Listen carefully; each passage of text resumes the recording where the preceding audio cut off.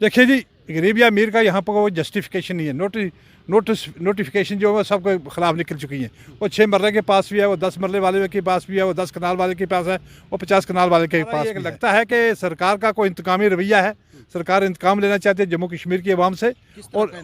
और ये मसला है जब जम्मू कश्मीर की डेमोग्राफी को चेंज करना चाहते हैं और जिसमें एक पर्टिकुलर सेक्शन ऑफ सोसाइटी को शिकार कर रहे हैं, तो ये विक्टिमाइज कर रहे हैं या इनका ये तरीका हो सकता है।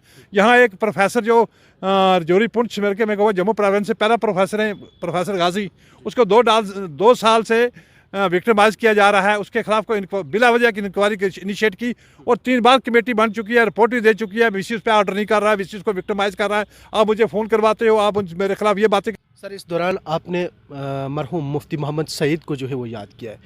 क्या याद आती है कि पार्टी को छोड़ के कहीं गलत फैसला नहीं?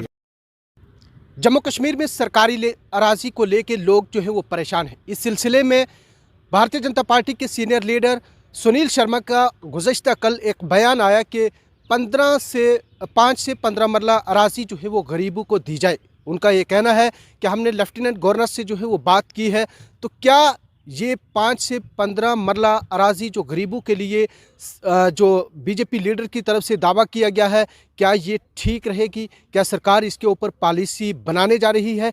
इस सब पे जो है वो हम बात करेंगे। हमारे साथ अपनी पार्टी के लीडर है जनाब कमर चौधरी साहब, साबिका एमएलए, इनसे जानेंगे। सर, क्या कहना चाहेंगे? सुनील शर्मा का ये बयान है कि 5 से 15 मरला अराजी जो है वो देनी चाहिए, लेकिन लेफ्टिनेंट गवर्नर साहब का अभी कोई रद्द अमल जो है इस पर सामने नहीं आया है। देखिए, 5 से 15 मरले से मकसद उस गरीब आदमी का हल होने वाला नहीं है।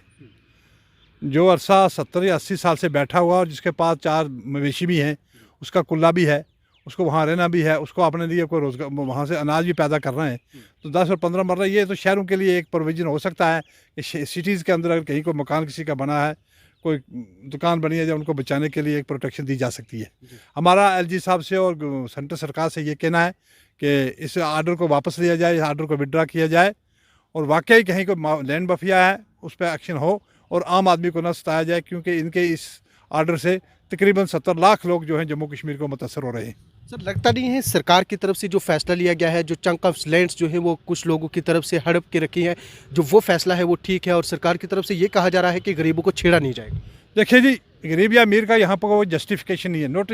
नोटिफिकेशन जो है सबके खिलाफ निकल चुकी हैं। वो 6 मरले के पास भी है, वो 10 मरले वाले के पास भी है, वो 10 कनाल वाले के पास है, वो 50 कनाल वाले के पास भी है। तो इस सिलसिला में हमारा ये लगता है कि सरकार का कोई इंतकामी रवैया है। सरकार इंतकाम लेना चाहती है जम्मू कश्मीर की आवाम से। और आप ये इसको समझ लीजिए कि शायद ये वो लोग हैं जिन्होंने आज तक बीजेपी को माना नहीं है। ये वो लोग हैं कि जो जम्मू कश्मीर के अंदर कुछ ऐसी पार्टी या ऐसी लीडरशिप है जो उसके खिलाफ जाके कंपेन करते थे कि भाई ये हैं, इनके ये काम है, इन्होंने ये किए, इन्होंने ये किए, तो उनमें आज पावर में आके वो उस पर एक्शन करना चाहती है। या तो एक ये मसला है जब जम्मू कश्मीर की डेमोग्राफी को चेंज करना चाहते हैं और जिसमें एक पर्टिकुलर सेक्शन ऑफ सोसाइटी को शिकार कर रहे हैं, तो ये विक्टिमाइज कर रहे हैं या इनका ये तरीका हो सकता है। अदरवाइज जो सरकार भी आज तक आई है, जो सरकार भी बनी है हिंदुस्तान के अंदर, चाहे उसके खिलाफ लोग मुखालिफ थे, उनके खिलाफ उन लोगों ने अगर कोई बगावत की कर रखी थी आसाम मिज़ोरम के अंदर आप देख लो, तो जब सरकार आई तो सरकार ने उनको उस ढंग से नहीं इंतकाम लिया, उनका कत्लेआम नहीं किया, उनको निकाला नहीं घर से, बल्कि उनको रिहेबिलिटेशन की, उनको बसाया और वो लोग मेन स्ट्रीम में आ गए। जब वो मेन स्ट्रीम में आ गए तो वो हिंदुस्तान जिंदाबाद उस वक्त भी कह रहे थे हम तो सदियों से कह रहे हैं। हमारा तो 47 का फैसला ही यही था हिंदुस्तान जिंदाबाद का। तो अब इसमें इस हद तक के सरकार के काम करने के और थे। इन्होंने कहा था हम स्टेट को बहाल करेंगे, अभी स्टेट बहाल नहीं हुई है। सर, सरकार का कहना है कि जम्मू कश्मीर में सरकारी अराजी को बाजियाब करवाने के बाद जम्मू कश्मीर में रेवेन्यू जनरेट होगा और जम्मू कश्मीर के लोगों को ही फ़ायदा। देखिए, कौन सा रेवेन्यू जनरेट हो, क्या फ़ायदा होने वाला है, कैसे रेवेन्यू मिलेगा? इस पर जो खर्चा हो रहा है, इस पर जो एक्सपेंडिचर आ रहा है वो सरकार का, वो कहाँ से सरकार कार्य करेगी और फिर कहाँ से ये रिकवर करेगी? या तो ये बाहर से लोगों को ला के बसा यहाँ जम्मू कश्मीर के अंदर बसाना चाहते हैं, एक ये पॉलिसी इनकी हो सकती है। और हमारे वो चोटी पर और पहाड़ों पर बाहर से आके लोग क्या बसेंगे जब को वहाँ साधन नहीं हो, खाने के लिए नहीं, वो यहाँ की क्लाइमेट को भी बर्दाश्त नहीं कर पाएंगे। तो ये भी को जो सरकार की मूव है को अच्छा नहीं लगता कि सरकार ये को ठीक करने जा रही है। तो हमारा एक आखिरी सवाल है सर, राजौरी की बात करें तो पीर पंचाल की यूनिवर्सिटी, बाबा गुलाम शाह बादशाह यूनिवर्सिटी जो जम्मू कश्मीर में यहाँ पे काफ़ी तलबा जो हैं वो इससे फैज़याब होते हैं, यानी कि तालीम हासिल करते हैं, लेकिन कहीं ना कहीं वो यूनिवर्सिटी भी जो है वो आज भी सुर्खियों में है। वहाँ के एम्प्लॉइज़ की बात करें तो वो एहतजाज कर रहे हैं, उसके ऊपर आपका क्या कहना? देखिए, बाबा गुलाम शाह यूनिवर्सिटी एक मुफ्ती साहब की एक कुर्बानी है और सेंट्रल सरकार की एक कुर्बानी है कि खिता पीर पिचाल में एक यूनिवर्सिटी बनाई, कोई नई बात, कोई मामूली बात नहीं है। अब जब से यूनिवर्सिटी का क्या हुआ है, एक तो इसको मेन जुमरे में नहीं लाया गया। जितनी फंडिंग जम्मू यूनिवर्सिटी या कश्मीर यूनिवर्सिटी की होती है, इतना बाबा गुलाम शाह यूनिवर्सिटी को फंडिंग नहीं की जा सकती। और आज तक तो इनको फंडिंग शादरा शरीफ से जो वहाँ पर नजराने वगैरह चढ़ते हैं उससे फंडिंग की जाती रही है। ये भी एक सोतीला सलूक रहा है बाबा गुलाम शाह यूनिवर्सिटी के साथ। उसके बाद वीसी का यहाँ बड़ा मसला गर्म रहा है। चौधरी मसूद, उनको खुदा जन्नत फ़िरदौस नसीब करे, और मुफ्ती मोहम्मद सईद साहब को, कि उनकी काविशों का ये नतीजा है कि 12-14 किलोमीटर जो रोड यहाँ पर दिया लोगों ने, अभी तक लोगों को मुआवजे नहीं मिले, और ना ही लोगों ने उस वक्त डिमांड किए थे उनकी वजह से। उन्होंने कहा यूनिवर्सिटी बननी चाहिए, इदारा बनना चाहिए यहाँ के लोगों के लिए, तो बना दिया उन्होंने। उसके बाद संभालना, जो सरकारें आती रही उनको संभाल के रखना था। अब नया जो वीसी लगाया बाबा गुलाम शाह यूनिवर्सिटी में, पता नहीं कहाँ से किसका एजेंट है, वो कहाँ से लेके बैठा दिया है। वो तो उसकी ये पूरी कोशिश है। बहुत सारे बच्चे जो हैं वो यूनिवर्सिटी फैकल्टी से चले गए, फैकल्टी छोड़ के भाग रहे हैं बच्चों के लिए यहाँ का ट्रांसपोर्ट का अरेंजमेंट देखें कोई नहीं है। यहाँ की रोड की हालत देखें। अभी डीसी जोरी ने उसके लिए कोशिशें की और हमने भी किया, प्रोटेस्ट किया है, लाठीचार्ज हुआ हम पे, हमारे बच्चों पे हुआ, और उसके बाद ये फंडिंग हुई है, यहाँ का प्रोजेक्ट सेंक्शन हुआ है। तो उस एतबार से भी यूनिवर्सिटी और यहाँ पे जोरी पुंछ के लोग जो थे जिनके लिए यूनिवर्सिटी बनाई गई थी, वहाँ चाहे टीचिंग स्टाफ हो चाहे बाकी स्टाफ हो, तो उनको तो ऑनर ही नहीं किया जा रहा है। अब इतने दिनों से टीचिंग स्टाफ स्ट्राइक में बैठा है, क्या जस्टिफिकेशन उनसे बात क्यों नहीं की जा सकती है। यहाँ एक प्रोफेसर जो जोरी पुंछ मेरे को जम्मू प्रोविंस से पहला प्रोफेसर है, प्रोफेसर गाजी, उसको 2 साल से विक्टिमाइज किया जा रहा है। उसके खिलाफ कोई बिला वजह की इंक्वायरी इनिशिएट की, और 3 बार कमेटी बन चुकी है, रिपोर्ट भी दे चुकी है। वीसी उस पर ऑर्डर नहीं कर रहा है, वीसी उसको विक्टिमाइज कर रहा है। आप मुझे फ़ोन करवाते हो, आप मेरे खिलाफ ये बातें करते हो। हम चाहते हैं कि इस वीसी जो आज का नकम्मा वीसी बैठा है, इसको पता ही नहीं कि मैनेजमेंट कैसे चलाई जा सकती है, ये किस नज़रिए से बैठा है, यूनिवर्सिटी को ठप करने के लिए भेजा हुआ है ये। इसको फौरी तौर पर रिमूव किया जाए, और जोरी पुंछ से बल्कि जम्मू कश्मीर के अंदर से किसी आदमी को, यहाँ के हिंदू हो मुस्लिम हो, किसी आदमी को भी यहाँ लगा के वीसी लगाया जाए। तो मैं कहूँगा कि होम मिनिस्टर ऑफ इंडिया और एलजी साहब इसमें मदाखलत करके इस वीसी को यहाँ से रिमूव किया जाए।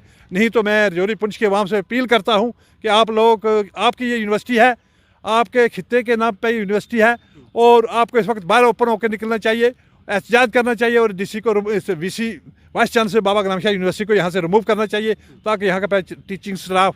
और फिर एक बात बड़ी जो अलार्मिंग है वो ये है कि लोग कोई रिटायरमेंट के बाद यहाँ पर कंट्रैक्ट पर बैठे हुए हैं, वो कोई यूपी का है, कोई दिल्ली का है, कोई कहीं का है, वो क्यों बैठे हुए छोटी सी कंट्रैक्ट की उस सैलरी पे। उनको कोई बेनिफिट यहाँ है ही है, यहाँ लूट मार कोई क्यों कर रहे हैं अपने लेवल पे, इसलिए बैठे। क्यों ना बेरोज़गार जोरी पुंछ के लोगों को लगाया जाए, क्यों ना जम्मू और श्रीनगर से बेरोज़गार लोग जो बड़े बड़ी डिग्री होल्डर हैं, इस वक्त PhD स्कॉलर हैं, उनको क्यों लगा के यहाँ पे काम यूनिवर्सिटी के अंदर किया जा रहा है। और जो बाबा गुलाम शाह यूनिवर्सिटी है, इसको डाकिज्म पे क्यों रखा हो, इसको पूरे तौर पे वही मराद दी जाए जो जम्मू यूनिवर्सिटी को दी है, आपने श्रीनगर यूनिवर्सिटी को दी है, तब जाके यूनिवर्सिटी हमारी चढ़ेगी। और हमारी ये अपील है सेंट्रल सरकार से कि खुदा के लिए ऐसे इंतकाम मत लीजिए, ऐसे वीसी को फौरी तौर पर इंक्वायरी इनिशिएट करिए। अगर मैं गलत कर रहा हूँ, मेरे खिलाफ होना चाहिए। और ये बात फैक्ट है, ये बातें हो रही है यूनिवर्सिटी के अंदर, और बड़े बड़े अलार्मिंग बातें हैं वहाँ पर, और इंक्वायरी करेंगे तो ये वीसी बच नहीं सकता है। मेरी सरकार से गुजारिश है पुरजोर तरीक़ा से कि वीसी जोरी को, बाबा गुलाम शाह यूनिवर्सिटी को रिमूव किया जाए, यहाँ पर नया वीसी भेजा जाए, और जो टीचिंग स्टाफ है इसके साथ बात की करके इनकी डिमांड मान जाए, वरना हम लोगों को सड़कों पर आने के लिए मैं कहूँगा। और जोरी पुंछ की अवाम से मेरी ये गुजारिश है कि जब कॉल हम देते हैं तो जोरी पुंछ की अवाम इसके खिलाफ बाहर निकले, और ऐसे वीसी के खिलाफ हम इनका चक्का जाम कर देंगे। और इस किस्म का आदमी इस अदारे के अंदर, इतने बड़े अदारे के अंदर, और उस आदमी के नाम पर यह अदारा है कि जिनकी मैं कहता हूँ कि जिनकी बुजुर्गी और जिनकी परहेजगारी का नतीजा ये है कि इस पहाड़ के अंदर भी एक यूनिवर्सिटी का क़याम हुआ है। और जिन लोगों को किया है, मैं उनके लिए दुआएं मग़फ़िरत करता हूँ, अल्लाह उन्हें जन्नत फ़िरदौस नसीब करे। सर, इस दौरान आपने मरहूम मुफ्ती मोहम्मद सईद को जो है वो याद किया है, क्या याद आती है कि पार्टी को छोड़ के कहीं गलत फैसला? नहीं, फैसला हमारा, हम नहीं कहते हमारा कोई फैसला गलत है, फैसला ठीक है, हमारा लीडरशिप भी अब ठीक है।